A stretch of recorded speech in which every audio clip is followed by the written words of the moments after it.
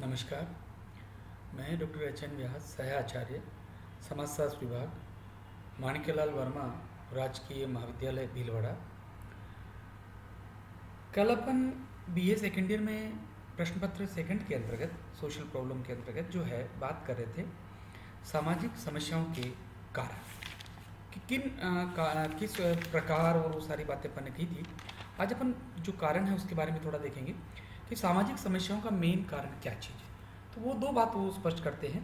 पहला व्यक्तिगत कारक और दूसरी बात करते हैं सामाजिक कारक। व्यक्तिगत कारक दो हैं, एक वंशानुगत और दूसरा अर्जित। वंशानुगत अर्थात हेरिडिटी बाय, जैसे किसी परिवार में अल्कोहलिज्म की प्रॉब्लम है, शराब पीने की आदत है, मद्यपान की आदत है, तो पिता अगर मद्यपान का सेवन करते थे तो पुत्र भी उसके मद्यपान को सेवन करने की आदत पड़ जाती है। और दूसरा अर्जित, जिस प्रकार हम जो अर्जित व्यक्तिगत समस्या वो कहलाती है जिसमें व्यक्ति स्वयं आगे चलकर उसको स्वीकार करता है। फॉर एग्जाम्पल, यदि कोई व्यक्ति चोरी करने की आदत उसमें डेवलप हो जाती है तो वह अपराध करना प्रारंभ कर देता है, तो ये एक अर्जित है। दूसरी बात यह है जो सामाजिक है समस्याओं के कारण। पहला, सामाजिक व्यवस्था में विरोधाभास। जब व्यवस्था के अंतर्गत जब विरोध होना शुरू हो जाता है या उसके जो प्रदत्त मूल्य जो है उसमें कन्फ्यूजन होता है तो वहाँ पर भी समस्याएं उत्पन्न होती हैं। आर्थिक व्यवस्था में कमियाँ, जब इकोनॉमिकली समाज में किसी न किसी बात की समस्याएं रहती है। धार्मिक जड़ता और राजनीतिक दुष्कार्य, ये चार प्रमुख कारण माने गए हैं जिसकी वजह से सामाजिक समस्याएं उत्पन्न होती है। भिन्न भिन्न समाजों तथा उनकी सामाजिक समस्याओं के कारणात्मक कारक भी भिन्न भिन्न होते हैं। सभी समस्याओं में तथा सभी समस्याओं के कारण एक से कभी नहीं हो सकते हैं। सामाजिक समस्याओं को समझने के लिए आवश्यक है कि इनके संबंध में वैज्ञानिकों द्वारा प्रतिपादित सिद्धांतों का अध्ययन किया जाए, जिससे इनकी विवेचना निम्नलिखित पृष्ठों में की जाती है। तो यदि हमें सामाजिक समस्याओं को समझना है कि किस प्रकार ये सामाजिक समस्याओं के कारण हैं कि जिनसे सामाजिक समस्याएं उत्पन्न होती है, इसके लिए हमें सामाजिक समस्याओं के जो प्रमुख सिद्धांत हैं उनका अध्ययन करना पड़ेगा और उन्हीं अध्ययन के माध्यम से हम इन समस्याओं को अच्छे तरीके से समझ पाएंगे। सबसे पहले जब हम सिद्धांत की बात करते हैं, सामाजिक विघटन का सिद्धांत, थ्योरी ऑफ सोशल डिसऑर्गेनाइजेशन। दूसरी बात है सांस्कृतिक विलंबन का सिद्धांत, थ्योरी ऑफ कल्चरल लेग।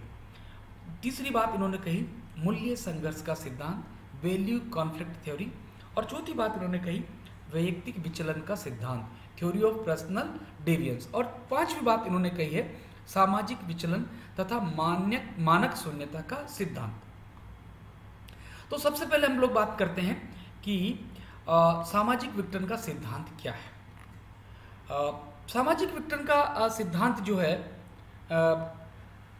ये बताता है कि इसके अंतर्गत रोनाल्ड एवं बारेन ने अपने एक लेख है ना, social disorganisation and the inter relationship of cultural roles में लिखा है कि अमेरिकन सोशोलॉजिकल रिव्यू 1949 में इन्होंने अपना स्पष्ट किया था कि सामाजिक विघटन एक ऐसी स्थिति है जिसमें मतज्ञ की कमी नहीं, विचारों की कमी, संस्थाओं के एकीकरण का अभाव और सामाजिक नियंत्रण के साधनों में कमी पाई जाती है। और वारेन का कहना है कि जब समाज के अधिकतर लोगों के मत तथा सुझाव एक से नहीं होते हैं, अर्थात मतभेद होता है, तो लोगों के लक्ष्य समाज सम्मत नहीं होते हैं, संस्थाओं में एकता नहीं होती है, विभिन्न संस्थाएं एक दूसरे के विरोध में कार्य करती हैं, विभिन्न संस्थाओं में परस्पर तनाव, खिंचाव, संघर्ष आदि पैदा हो जाता है, तो इससे समाज में अव्यवस्था फैल जाती है। समाज की विभिन्न छोटी छोटी इकाइयां, समूह तथा व्यक्ति नियमानुसार कार्य नहीं करती हैं। यही आगे चलकर अनेक सामाजिक समस्याओं को जन्म देते हैं। लोगों में मतभेद होने से सभी मनमानी करते हैं तो उनमें झगड़ा होता है। जब समाज में अधिकांश लोगों में ऐसी स्थिति हो जाती है तो वह सामाजिक समस्या के रूप में सामने आती है। इस सिद्धांत को मानने वाले को कहना है कि जैसे जिस प्रकार हम बात करते हैं कि जब समाज में भिन्न भिन्न सामाजिक संस्थाओं की कार्य प्रणाली में बाधा उत्पन्न करती है ना, जिसके कारण संस्थाओं में परस्पर तनाव एवं संघर्ष आते हैं। जिससे ये संस्थाएं के तालमेल का अभाव एवं एक दूसरे के प्रतिकूल कार्य करने लगती है। इस प्रकार समाज में एक ऐसी स्थिति उत्पन्न हो जाती है जो समाज के सदस्यों को समाज के मानदंड एवं प्रतिमानों के अनुरूप आचरण करने से रोक देती है। जब समाज के अधिकांश सदस्य समाज के नियमों के विरुद्ध आचरण करने लगते हैं, तब यह स्थिति समाज के सम्मुख सामाजिक समस्या के रूप में दृष्टिगोचर होती है। इस विचारधारा के समर्थकों की मान्यता है कि प्राचीन काल के समाज सापेक्ष रूप से स्थिर एवं साम्यवादी थे। इन समाजों में व्यक्ति की परिस्थिति एवं भूमिका स्पष्ट थी तथा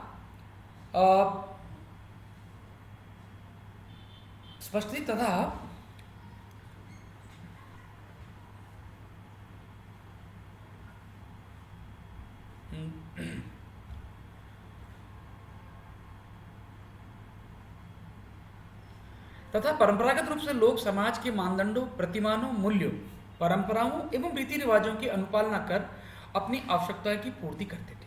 ये एक ऐसी स्थिति थी जिसमें व्यक्तियों के क्रिया कलाप एवं मूल्यों के समन्वय तथा सामंजस्य तथा सामाजिक संस्थाओं में एकीकरण विद्यमान था। समाज की संस्थाएं परस्पर तालमेल के साथ संगठनात्मक रूप से लक्ष्यों की प्राप्ति करती थी। इन समाजों में सामाजिक परिवर्तन की गति अपेक्षाकृत धीमी थी। सहने समाज में परिवर्तन की गति बढ़ती गई। अंतोतगत्वा एक ऐसी सामाजिक स्थिति का प्रादुर्भाव हुआ जिसमें या तो पुरानी मान्यताएं एवं क्रियाविधि समाप्त हो गई अथवा उन्हें अनुपयोगी समझकर उपेक्षित कर दिया गया। समाज के सदस्य प्रचलित साधनों के स्थान पर नवीन साधनों को प्रयुक्त कर अपनी आवश्यकताओं की पूर्ति में संलग्न होने लगे। व्यवहार के परंपरागत नियमों का समाज में प्रभाव क्षीण हो गया, जिसके परिणाम स्वरूप समाज के सदस्यों के व्यवहार को नियमित एवं नियंत्रित करने की शक्ति लगभग समाप्त हो गई। समाज के सदस्य समाज की परंपराओं, प्रतिमानों एवं मूल्यों का उल्लंघन करने लगे। सामाजिक क्रियाओं और सामाजिक मूल्यों में संघर्ष हो गया। नवीन नियमों को पूर्ण रूपेण स्वीकार नहीं किया गया। समाज के सदस्यों के व्यवहार अनियंत्रित हो गए। इस प्रकार की स्थिति सामाजिक विघटन का परिचायक है, जो अनेक सामाजिक समस्याओं के लिए उत्तरदायी है। थॉमस एवं जनानिकी का मत है कि सामाजिक विघटन के फलस्वरूप अनेक सामाजिक समस्याओं का जन्म होता है, क्योंकि सामाजिक विघटन की अवस्था में समाज के सदस्य अपनी इच्छानुसार लक्ष्यों एवं साधनों को प्रयुक्त करते हैं। वारेन भी इस सिद्धांत से सहमत है। इनका मत है कि सामाजिक विघटन समाज की ऐसी स्थिति है जिसमें अव्यवस्था, मतभेद, टकराव एवं शिथिलता, सामाजिक नियंत्रण पाए जाते हैं।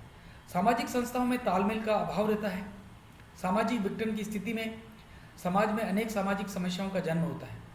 रॉबर्ट वाल्स फर्पे इत्यादि समाज वैज्ञानिकों ने इस सिद्धांत को एकागी माना है।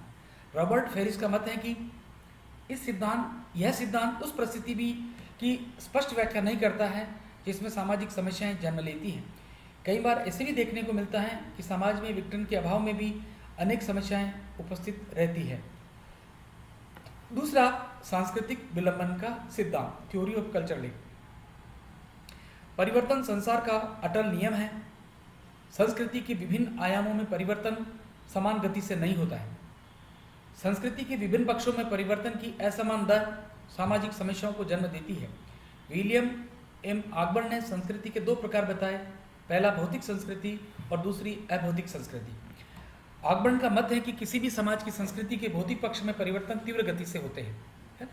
आप जो देखते हैं आजकल, हम देखते हैं भौतिक सुख साधन, मकान, वाहन, है ना, टीवी, ये सारे भौतिक संसाधन हैं। और जो अभौतिक संस्कृति के परिवर्तन में गति अपेक्षाकृत रूप से धीमी होती है। इस प्रकार की अभौतिक संस्कृति में परिवर्तन भौतिक संस्कृति में विलंब होता है।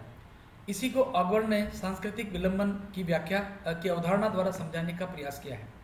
सांस्कृतिक विलंबन की उपकल्पना में तीन आधारभूत तथ्य निहित हैं। पहला, संस्कृति के अनेक पक्ष अथवा आयाम भिन्न भिन्न दरों के अनुसार परिवर्तित होते हैं। संस्कृति के भौतिक पक्ष अभौतिक, अमूर्त, वैचारिक पक्षों की तुलना में अधिक तीव्र गति से परिवर्तित होते हैं। भौतिक परिवर्तनों को अंगीकार करने और उनके अनुरूप सामाजिक संस्थाओं के विकसित होने के मध्य में विलंबन ही सामाजिक समस्याओं के जन्म के लिए उत्तरदायी होता है।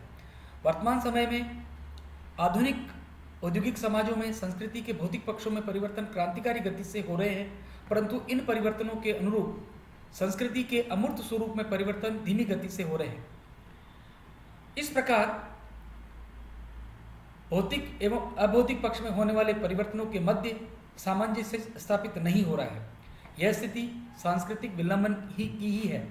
सांस्कृतिक विलंबन की स्थिति समाज में संक्रमण काल का परिचय होती है।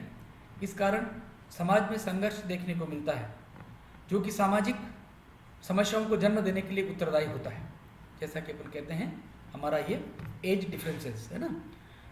सांस्कृतिक विलंबन का सिद्धांत समाज में विद्यमान उन सामाजिक समस्याओं की व्याख्या करने में समर्थ है जिनका उद्भव भौतिक एवं अभौतिक संस्कृतियों के भिन्न भिन्न परिवर्तनों के कारण होता है।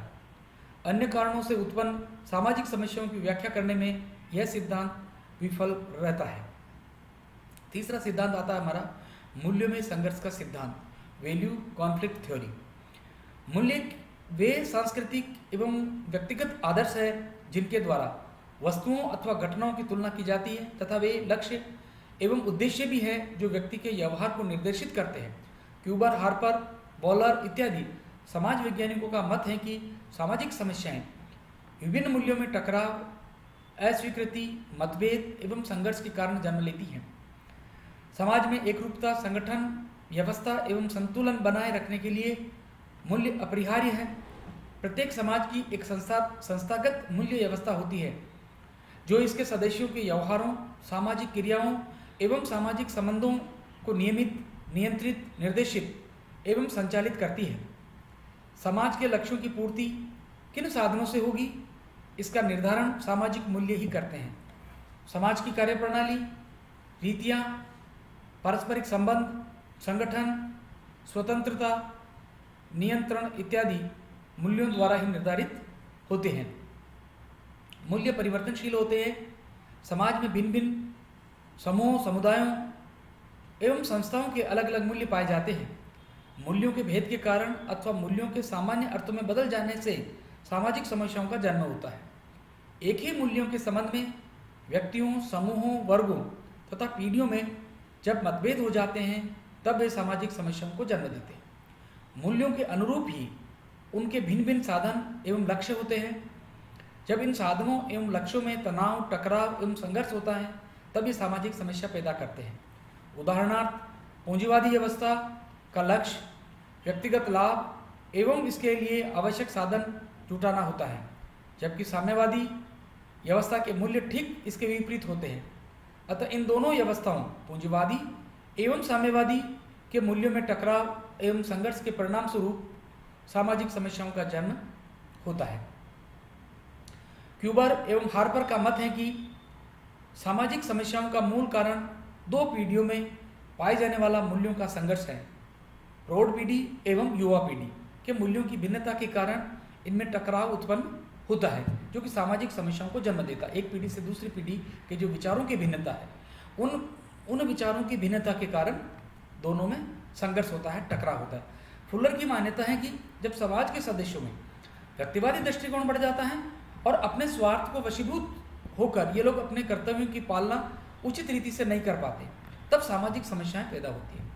वॉलर का मत है कि सामाजिक समस्याओं की उत्पत्ति संगठन संबंधी व्यक्तिवादी लोकाचार और मानवतावादी लोकाचार, समूहवादी लोकाचार के संघर्ष के कारण होती है। मूल्य संघर्ष के आधार पर हम सभी प्रकार की सामाजिक समस्याओं को नहीं समझ सकते हैं, क्योंकि समाज में अनेक ऐसी सामाजिक समस्याएं भी होती हैं जिनका मूल्यों से किसी भी प्रकार का संबंध नहीं होता है। इसलिए कई सामाजिक समस्याओं को हम भलीभांति नहीं समझ पाते। कल अपन इसी के कंटिन्यूशन में वैयक्तिक विचलन का सिद्धांत, थ्योरी ऑफ पर्सनल एविएशन के बारे में अध्ययन करेंगे। धन्यवाद, नमस्कार।